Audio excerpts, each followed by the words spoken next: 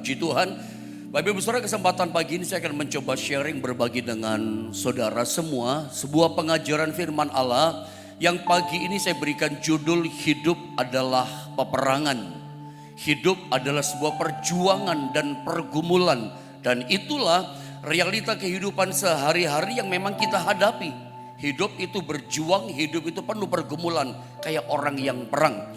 Mari kita baca ayatnya, Ayub pasal 7 ayat 1. Saya yakin ayat ini sering kita baca, tapi saya akan bawa saudara pada sudut pandang angle yang berbeda tentunya. Ayub pasal 7 ayat yang pertama, ayat yang ke-1. Mari Bapak Ibu Saudara, sama-sama kita akan baca ayat ini. 1, 2, dan 3. Bukankah manusia harus bergumul di bumi, dan hari-harinya seperti hari-hari orang upahan. Ayub pasal 7 ayat 1 katakan bahwa hidup manusia itu dikatakan harus bergumul di bumi. Ayat 1 Ayub pasal 7 dibuka dengan kalimat, bukankah manusia harus bergumul di bumi, bahkan ditambahkan dan hari-harinya seperti hari-hari orang upahan, penuh dengan perjuangan. Nah, kalau kita baca dalam versi Alkitab terjemahan lama atau ejaan lama, Alkitab yang pakai bahasa yang lama ya, tahun 70-an 80-an gitu ya, itu dikatakan begini, bahwasanya hal manusia di atas bumi dikatakan seperti orang perang, harus bergumul di bumi, dikatakan ejaan lama seperti orang perang, orang bergumul itu adanya, dan hari hidupnya dikatakan seperti hari orang upahan, penuh perjuangan. Sebab itu saya akan buka pengajaran firman Allah dengan sebuah statement. Anda lihat gambar ini, inilah realita hidup kita, bahwa hidup kita manusia, hari-hari kita itu seperti sebuah peperangan.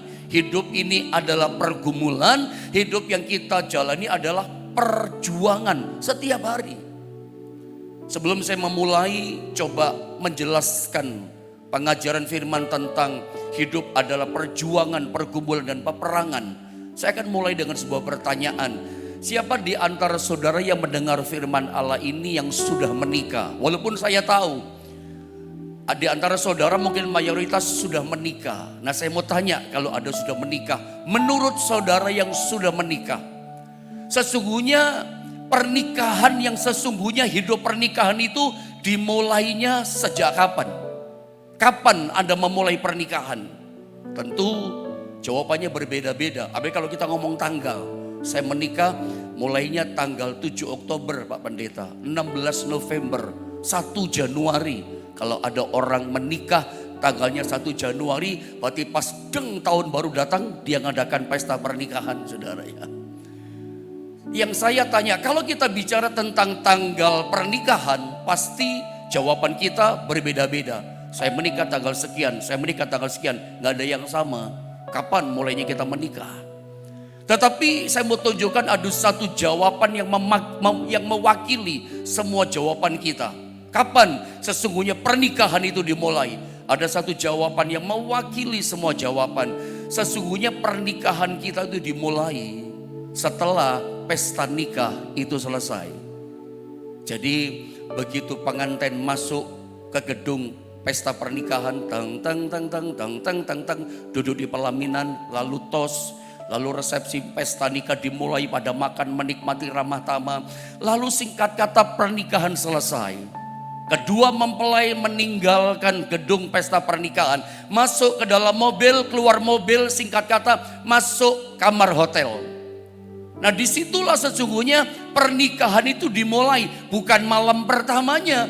Setelah pesta nikah selesai, nah disitulah sesungguhnya pernikahan kita dimulai. Kita mulai menghadapi namanya tantangan, kita mulai menghadapi namanya persoalan setelah pesta nikah selesai. Kalau saya tanya sama saudara begini, kapan sesungguhnya hidup kekristenan kita dimulai? Kapan kekristenan kita dimulai? Kalau kita kebaktian ke gereja misalnya hari Minggu, kita memuji Tuhan, kita menyembah Tuhan, dengar firman, lalu kita pulang ibadah. Begitu kita keluar pintu daripada gereja kita, maka disitulah peperangan kita dimulai, hidup kita dimulai.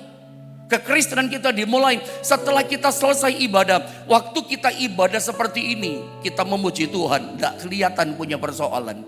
Wajahnya manis semua waktu kebaktian. Waktu dengar firman Tuhan, kita dengar dengan baik. Semuanya manis, tidak kelihatan kita punya beban persoalan yang menindih hidup kita. Tetapi begitu ibadah selesai, amin, kita tinggalkan ibadah, disitulah kekristenan kita sedang dimulai. Ada pergumulan yang realita yang kita hadapi. Makanya selalu saya katakan, kalau saya kasih gambar sama saudara, saya sering menggambarkan sama jemaat di Jombang. Kekristenan begitu kita ambil keputusan, lalu kita percaya pada Yesus sebagai Tuhan dan Juru Selamat kita. Setelah kita jadi orang Kristen, memutuskan percaya pada Yesus, saya ibaratkan, analogikan, kita bukan sedang naik kapal pesiar.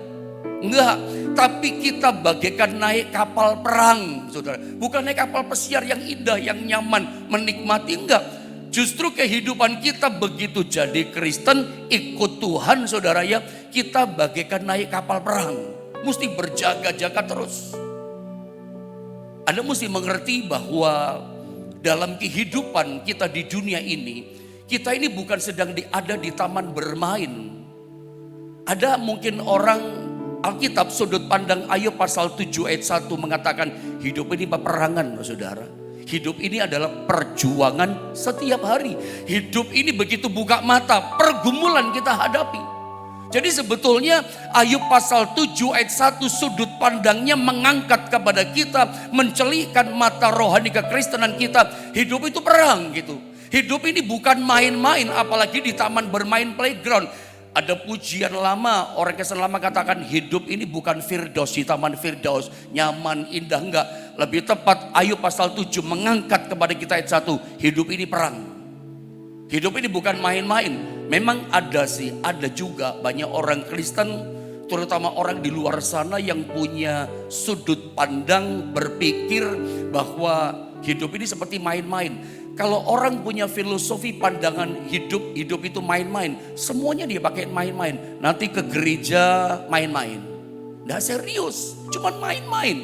Bahkan mendapat tugas pelayanan, melayani Tuhan pun dia pakai main-main. Nanti sampai kerja pun bisnis sama lah. Memang dia pikir hidup ini bukan perang. Hidup ini gak mudah loh. Dia pikir hidup bukan perjuangan. Dia pikir kayak playground, kayak main-main. Nanti bisnis, kerja, dagang pun dia pakai main-main. Pantesan gak pernah berhasil. Pantesan gak pernah maksimal. Kerjanya main-main. Nanti khawatirnya begini. Masuk dalam pernikahan, masuk dalam rumah tangga, dia mainin juga itu. Dia pikir rumah tangga itu juga main-main. Istri dia permainkan, anak dia permainkan. Gak setia pada istri, gak setia sama anak, gak setia sama keluarganya. Dia bisa seenaknya ceraikan istrinya.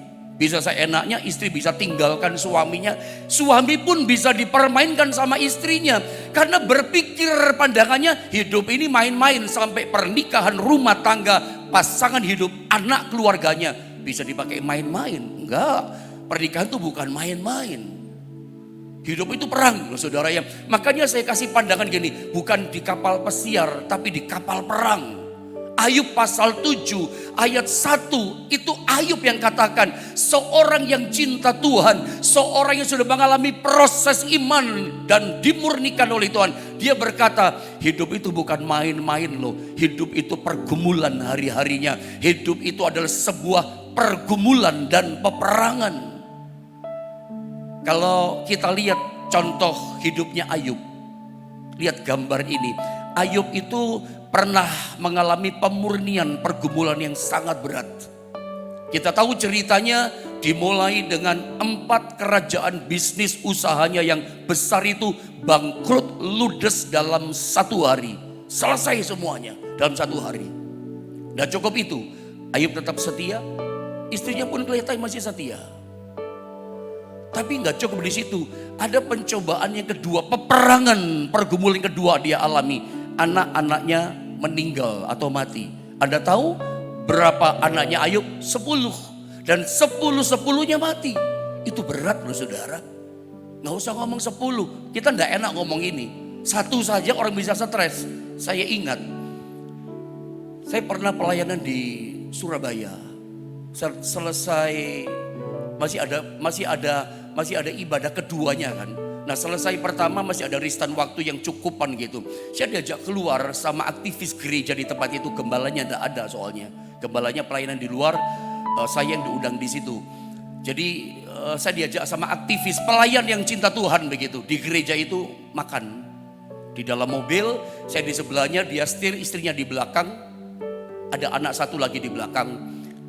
Lagi setir belum lama keluar dari gereja, tiba-tiba si bapak ini tanya sama saya. Ya biasa kalau orang mau dalam mobil rencana diajak makan, pasti yang kita tunggu, Pak Yohanes mau makan apa? Pak Yohanes mau makan di mana? Itu kan biasanya, dan itu mungkin ditunggu kan. Ternyata tidak. Si bapak ini bukan tanya sama saya, Pak Yohanes makan di mana, mau makan apa? Chinese food kah atau Java food dan segala macam, saudara? Enggak. Dia tanya gini, Pak Yohanes, menurut Pak Yohanes, cat kuburan yang paling bagus itu warna apa? Loh saya kan tegang jadi kaget. Bukan ditanya makan apa, ditanya cat kuburan yang tepat yang bagus warna apa? Saya tidak jawab langsung karena saya bingung juga ya. Karena saya juga nggak ngerti karena warna kan beda-beda. Jadi saya nggak jawab. Belum jawab saya dan memang saya bingung jawabnya. Terus terang saja saya nggak mengada-ngada untuk menjawab, nggak melebihi, nggak mengurangi, berani jawab saya. Lalu belum selesai dan saya memang belum jawab dan tidak ada niatan menjawab. Tiba-tiba tanya lagi, Tuhan itu adil nggak sih, Pak Yohanes? Tuhan itu sayang nggak sih? Saya bertanya-tanya, ada apa ini Bapak? Bukannya tanya makan apa, makan di mana, tanya-tanya keadilan dan cinta sayangnya Tuhan. Ternyata cerita punya cerita saya potong singkat. 3 hari kemarin, 3 hari sebelum ketemu sama saya, anaknya meninggal.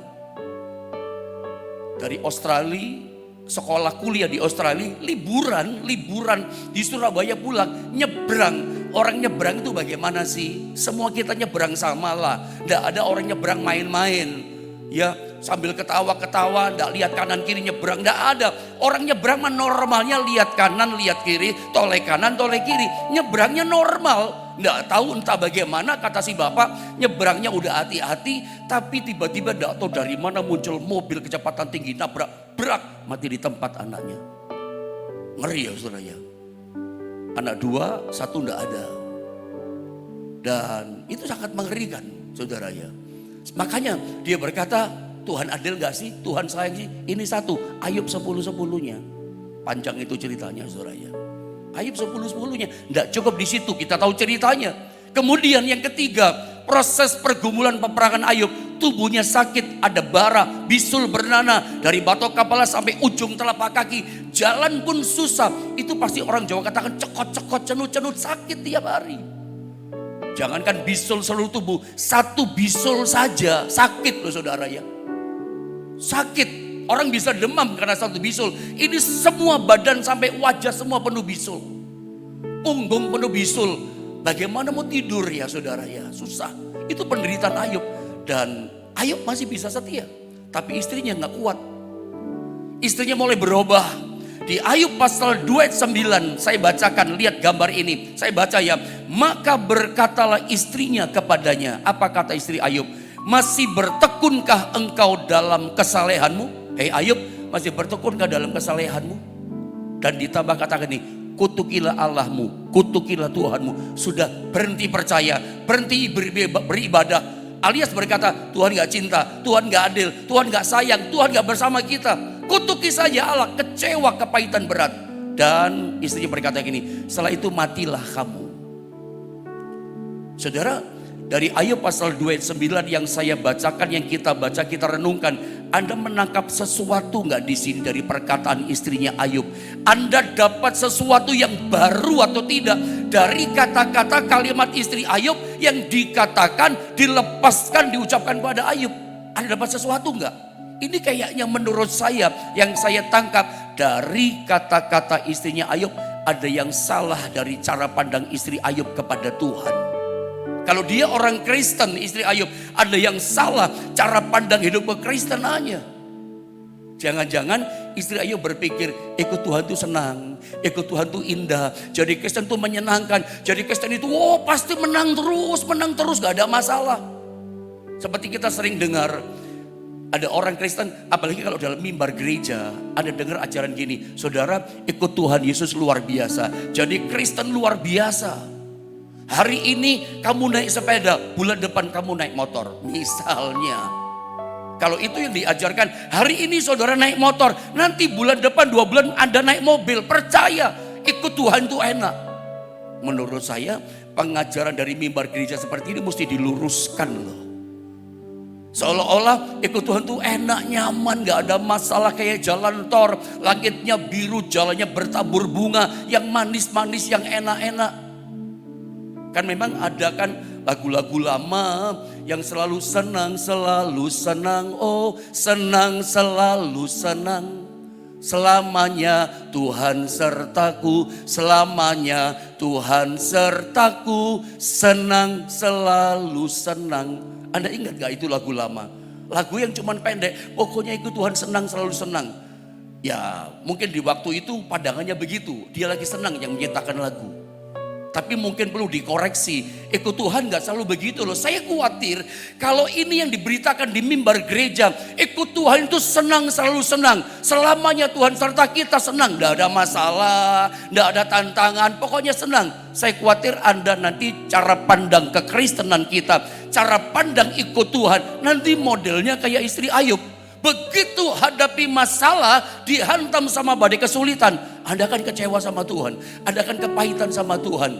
Memangnya ikut Tuhan gak ada masalah, cuman orang gak percaya punya masalah. Di dunia ini orang gak percaya sama Tuhan punya masalah, kita juga percaya Tuhan punya masalah. Namanya di dunia, dunia gudangnya tempatnya masalah. Bedanya memang ada janji Tuhan. Ketika kita hadapi tantangan, masalah, peperangan, pergumulan yang berat, Tuhan janjikan jalan keluar dan Tuhan janjikan kemenangan. Jalan keluarnya dari Tuhan. Saya setuju orang di luar sana gak percaya pada Tuhan, mereka juga mendapatkan jalan keluar. Tapi jalan keluar dari manusia itu terbatas. Jalan keluar dari kekuatan kita memang bisa, tapi ada batasnya. Tapi kalau itu jalan keluar diberikan oleh Tuhan, itu seperti Israel dengan Musa, itu bagaikan laut terbelah jadi 2. Kita sampai kagum, kok bisa ya, tanpa batas Tuhan bisa berikan itu. Itu ada janjinya. Tapi bukan berarti dan jangan pernah diartikan bahwa ikut Tuhan itu senang, oh selalu senang, selamanya senang. Saya khawatir begitu hadapi masalah, hancur nanti iman setiap kita. Realitanya hidup kekristenan kita gak seperti itu kan. Ada kok tantangan. Pendeta punya tantangan. Adalah tantangan. Masa gak ada tantangan? Tapi kalau kita punya pemahaman, pengenalan akan pribadi Tuhan dengan benar, mengenal pribadi Tuhan dengan utuh. Orang yang mengenal pribadi Tuhan, yang sudah mengalami Tuhan secara pribadi, hadapi masalah dia gak takut. Karena dia tahu Tuhan, sekalipun Tuhan gak pernah tinggalkan aku. Di balik persoalan pasti ada kemenangan. Di balik air mata pasti ada mahkota, kata Alkitab. Pasti ada jalan keluar, ada berkat. Jadi betapa pentingnya reaksi respon kita ketika kita hadapi masalah. Memang normal kalau orang hidup punya masalah. Ayub dalam firman Allah mengatakan hidup manusia itu pergumulan.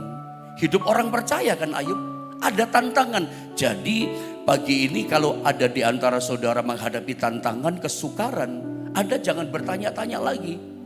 Apakah Tuhan sayang sama saya? Apakah Tuhan masih cinta? Masih cinta. Tuhan izinkan proses seperti itu. Bisa jadi Tuhan tahu isi hatimu seperti apa dengan Tuhan.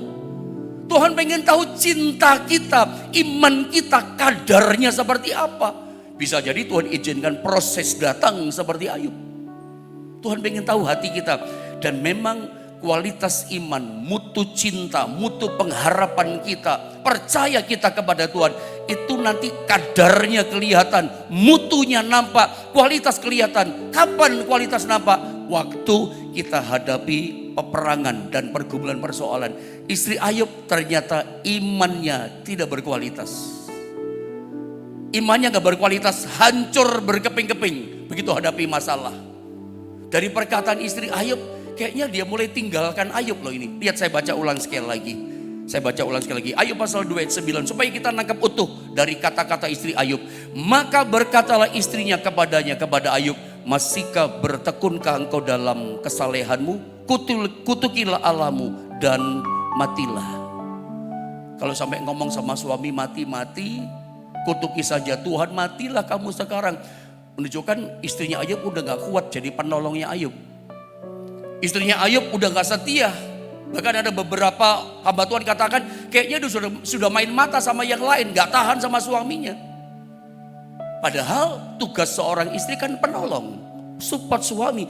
Kapan sih kesetiaan seorang suami itu diuji, setia sama istrinya, sama keluarganya? Kapan suami itu kualitas setianya luar biasa diuji? Ketika sukses, ketika jaya, hidupnya di atas, uangnya banyak, berkelimpahan jobnya, berkat luar biasa. Itu diuji, masih sayang gak sama istrinya? Masih cinta setia gak sama istrinya? Atau berubah? Sama anak-anaknya bagaimana? Sama keluarganya bagaimana? Masih setia gak? Diuji seorang suami ketika hidupnya di atas, jaya, sukses pekerjaannya, duitnya banyak. Diuji. Kebalikannya, kapan seorang istri itu diuji kesetiaannya? Waktu suami model kayak Ayub. Iya kan? Ketika suami kayak Ayub terkapar, gak bisa kerja, pemasukan tidak ada, ekonominya goncang, kerjaannya ngalami masalah, keuangan mulai nggak ada. Kesetiaan seorang istri diuji di sini. Masih bisa setia nggak sama suaminya yang terkapar lagi sakit? Masih jadi penolong nggak buat suaminya? Diuji kesetiaan istri dan terbukti Ayub pasal 29, istrinya Ayub tidak setia kepada suaminya. Oh, ini pelajaran rumah tangga loh. Istri, engkau penolong buat suamimu. Suami, ketika kau jaya jangan lupa, jangan berubah, tetap setia seperti Ayub. Jauhi kejahatan. Kita lihat, jangan sampai ya istri itu seperti istrinya Ayub. Seperti peribahasa Indonesia berkata, ada uang abang disayang gitu ya. Tidak ada uang, abangnya ditendang, sayangnya melayang gitu saudaranya. Dia tinggalkan, gak bisa begitu. Tetap setia gitu ya. Di sini juga menunjukkan kesetiaan kualitas iman. Jadi kalau rumah tangga saudara pagi ini sedang punya persoalan ya, goncang ekonomi, atau rumah tanggamu sedang gonjang ganjing, kena angin ribut persoalan, kerjaan suami punya masalah, harus tetap satu suami istri, support dukung suamimu. Suami, ingat istri teman pewaris kasih karunia. Doamu tidak dikabulkan kalau kamu tidak setia sama istrimu. Mari belajar saling support, suami mengasihi, istri tunduk. Ini butuh perlu seperti ini. Supaya apa? Selamat keluarga saudara. Nanti ujungnya pasti ada kemenangan daripada Tuhan. Nah, saya mau coba masuk pada saudara pada bagian ini. Lihat gambar ini. Sesungguhnya kalau kita punya pergumulan peperangan, kepada siapakah kemenangan Tuhan berikan? Kepada siapa kemenangan Tuhan berikan? Lihat Amsal 21 ayat 31. Saya ingin kita sama-sama baca ayat ini, Bapak Ibu Saudara. Amsal 21 ayat 31, 1, 2, dan 3. Kuda diperlengkapi untuk hari peperangan, tapi kemenangan ada di tangan Tuhan. Ini menarik. Jadi kalau ada punya pergumulan, ada janji Tuhan, Tuhan memberikan kemenangan. Tetapi kepada siapa kemenangan diberikan? Ini pertanyaan penting. Ada mau menang? Anda mesti ngerti ini. Setiap orang Kristen yang mau menang dalam hidupnya, meskipun ada peperangan yang besar, ada pencobaan yang besar, Tuhan berikan kemenangan kepada kita. Kuncinya kita mesti ngerti, kepada siapakah kemenangan di tangan Tuhan diberikan. Saya kasih contoh dulu. Kuda diperlengkapi untuk hari peperangan. Hari Minggu saya katakan, di masa perjanjian lama, di masa itu ayat ini dituliskan oleh Salomo, Raja Salomo, bahwa di masa itu yang namanya tentara sebuah pasukan. Kalau pasukan tentara itu punya kuda, kuda itu adalah alat perang, salah satu alat perang yang tercanggih di saat itu. Hampir bisa pastikan sebuah pasukan dalam peperangan kalau punya sarana perang yang tercanggih namanya kuda. Hampir bisa pastikan 90% pasukan itu, tentara itu akan menang dalam peperangan. Kenapa? Punya alat perang, sarana perang yang namanya kuda. Itu paling mutakhir, paling canggih. Dipastikan di atas kertas 90% akan menang peperangan melawan musuh. Tapi ternyata Alkitab katakan kuda diperlengkapi untuk hari peperangan. Tetapi ternyata kemenangannya bukan pada kuda yang hebat. Memang kuda bicara kekuatan di Alkitab. Tapi ternyata bukan kekuatan kuda yang bikin umatnya menang. Alkitab katakan, tetapi kemenangan ada di mana saudara? Di tangan Tuhan. Bukan di sarana, bukan di kekuatan yang kita andalkan, bukan sarana yang kita punya yang bikin kita menang. Ingat, kepada siapa kemenangan besar diberikan, bukan kepada sarana yang kita punya, bukan terletak pada kekuatan yang kita miliki. Makanya jangan pernah andalkan kekuatan yang kita punya, termasuk uang. Jangan pernah andalkan sarana yang kita punya. Mungkin koneksi pejabat-pejabat yang kita tahu. Boleh kita datang. Tapi nomor satu Tuhan yang kita mesti andalkan. Karena bukan sarana yang membuat kita menang atau kekuatan. Tapi tangan Tuhan. Jadi Alkitab katakan kekuatan itu ada di kemenangan. Itu ada di tangannya Tuhan. Tangan Tuhan, saya katakan ini bicara pertolongan. Itu ada atas kita. Saya tambah satu ayat lagi. Mazmur 44 ayat 7 dan ayat 8. Saya baca ayat 7 dulu. Sebab perhatikan, bukan kepada panahku aku percaya. Ini kata Daud. Bukan kepada panah aku percaya, kata Daud. Dan pedangku pun tidak memberi aku kemenangan. Ini pemazmur Daud. Siapa dia? Pahlawan perang. Orang yang biasa perang dan jagoan perang. Dari sini kita tahu rahasia kemenangan demi kemenangan Daud dalam setiap peperangan. Dia berkata, bukan pada kuda letak kemenangannya dia, bukan pada panah aku percaya. Panah itu kan senjata yang paling hebat di masa itu. Senjata jarak jauh. Itu kayak tembak zaman sekarang. Ini kayak rudal zaman sekarang. Orang jauh di panah bisa kena. Ini senjata yang paling top, paling tinggi mutakhirnya di masa itu. Tapi Daud berkata, sebab bukan kepada panahku aku percaya, dan pedangku pun tidak memberi aku kemenangan. Bukan kuda, bukan panah, bukan pedang yang memberikan kita menang. Bukan sarana-sarana yang kuat, yang hebat ini yang bisa buat kita menang. Tapi lihat ayat 8, kemenangan kita di mana dong?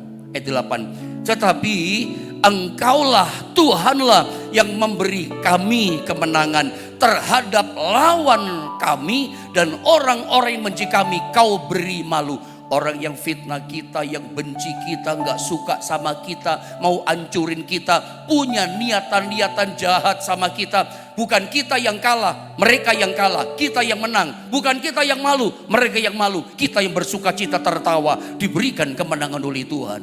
Kepada siapa kemenangan diberikan? Kepada orang yang pertama, bukan mengandalkan sarana, bukan mengandalkan kuda, panah, dan pedang. Ini semuanya bicara kekuatan yang hebat. Nanti Anda akan kecewa.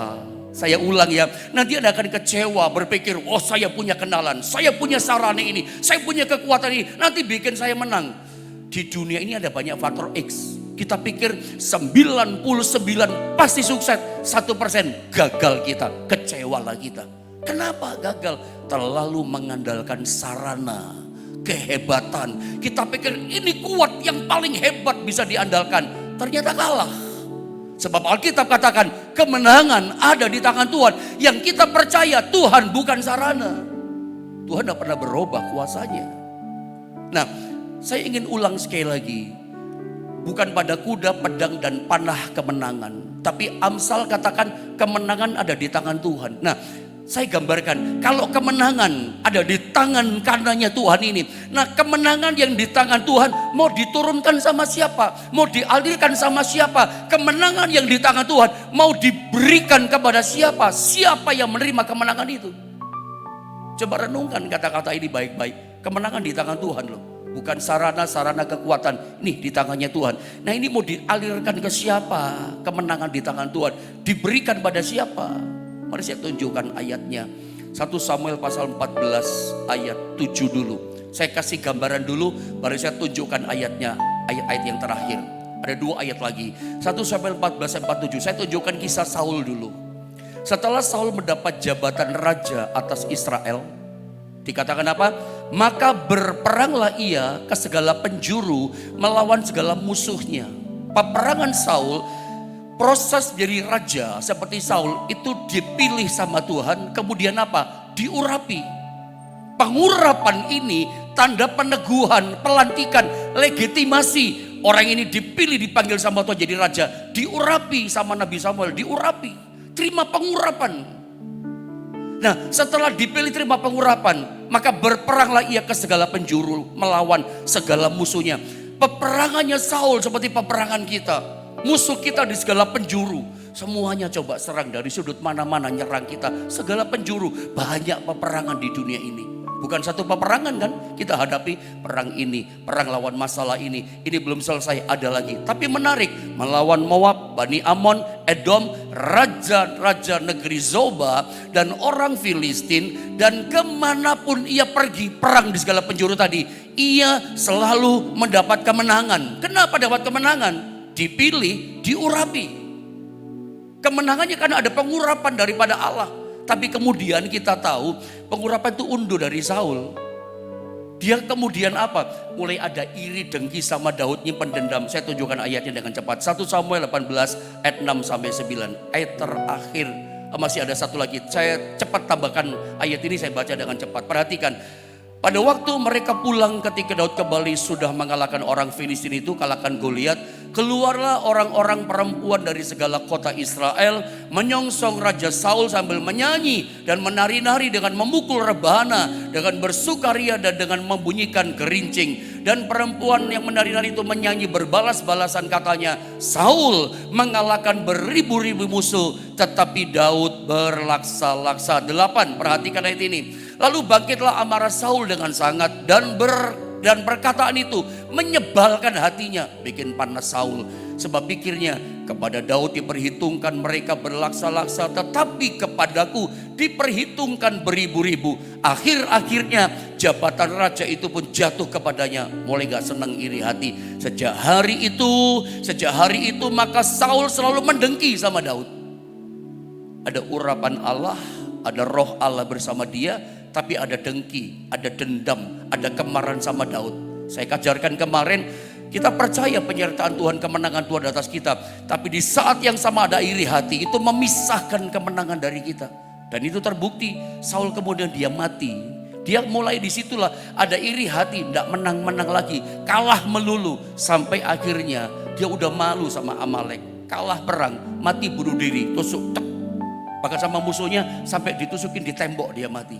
Dengan pedang dan tombak itu. Mengerikan loh. Matinya Saul bunuh diri. Seorang raja Israel yang diurapi. Tapi pengurapan meninggalkan dia.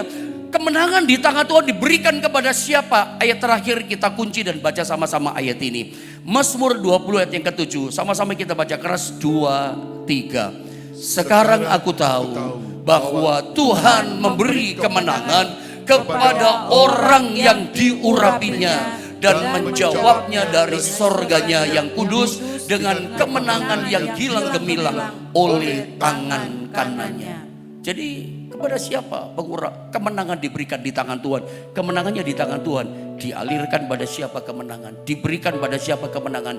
Daud katakan, sekarang aku tahu bahwa Tuhan memberikan kemenangan kepada siapa? Kepada orang yang diurapinya. Selalu dalam perjanjian lama prosesnya begini, seorang yang dipilih itu selalu kemudian akan diurapi. Karena pengurapan itu tanda pelantikan, legitimasi, peneguhan bahwa kamu dipilih Tuhan. Dengan tanda apa? Diurapi. Bukankah Anda dan saya adalah orang-orang dipilih oleh Tuhan? Imamat yang rajani. Harusnya setiap kita punya pengurapan. Kalau kita punya pengurapan karena dipanggil, dipilih oleh Allah, harusnya kita bukan kalah, menang hadapi masalah. Sebab kemenangan di tangan Tuhan selalu diberikan kepada orang yang diurapinya. Anda mungkin bertanya, gimana caranya pendeta supaya semakin saya diurapi Tuhan? Seringkali orang salah berpikir pengurapan hanya penting untuk pelayanan. Hanya gunanya untuk khotbah seperti ini. Untuk mendoakan orang. Untuk pelayanan memimpin pujian. Dan ini dan hanya dunia rohani. Dalam peperangan menghadapi masalah. Ayat ini berkata kita butuh pengurapan. Mau menang, terima pengurapan. Menghadapi persaingan dagang, lawan-lawan kompetitor bisnis, Anda butuh pengurapan. Lewat pengurapan dari tangan Tuhan yang dilepaskan pada saudara, kemenangan itu diberikan. Anda mau menang menghadapi situasi tantangan apapun juga, sumbernya pengurapan. Tapi ingat, pengurapan itu akan tinggalkan kita, bahkan kosong pengurapan. Makin hari makin tidak ada pengurapan. Kenapa? Ada dengki di hati, ada marah. ada dendam, ada macam-macam kecemburuan itu gak suka. Itu membuat kita melemah pengurapan. Bagaimana semakin limpah pengurapan, semakin pekat Tuhan mengurapi kita. Minyak Roh Kudus urapan semakin limpah. Dengan hidup dalam doa. Setiap kali ada godaan dosa, ada menang lawan godaan dosa, itu pengurapan mengalir loh minyak. Anda merenungkan firman, itu pengurapan mengalir. Ada sembahyang berdoa menyembah, itu pengurapan mengalir. Tiap kali hidupmu menyenangkan Tuhan, pengurapan bertambah. Engkau diberkati dan bisa jadi berkat memberkati orang lain. Berkelimpahan, bisa limpahi berkat orang lain. Itu pun membuat pengurapanmu mengalir. Anda coba sharing dengan banyak hamba Tuhan, nanti jawabannya seperti itu. Bukan hanya pada waktu berdoa menyembah pengurapan mengalir. Setiap langkah perkataan hidup kita jadi berkat. Setiap kita menang lawan godaan dosa, itu pengurapan minyak bertambah. Orang semakin limpah pengurapan, dia semakin hidup berkemenangan di dalam Tuhan. Kemenangan di tangan Tuhan. Kepada siapa kemenangan diberikan, dialirkan kepada orang yang diurapinya. Dan saya percaya, orang yang diurapi itu orang yang disertai oleh Tuhan. Karena pengurapan itu mengalir dari hadirat Tuhan. Ketika Allah hadir, kehadirannya mengalirkan pengurapan dalam hidup kita. Dan itu kunci kemenangan dalam hidup kita. Jangan simpan kejahatan di hati. Jangan ada iri hati, kedendaman, kemarahan, kenajisan, percabulan. Hal-hal yang tidak berkenan. Buang, pisahkan dari hidupmu. Kata-kata kotor pisahkan dari hidupmu. Maka membuat kau semakin diurapi. Dan kemenangan di tangan Tuhan, maka akan diberikan, dialirkan pada setiap saudara. Hidup memang perjuangan peperangan, tapi kemenangan di tangan Tuhan diberikan kepada orang yang diurapinya.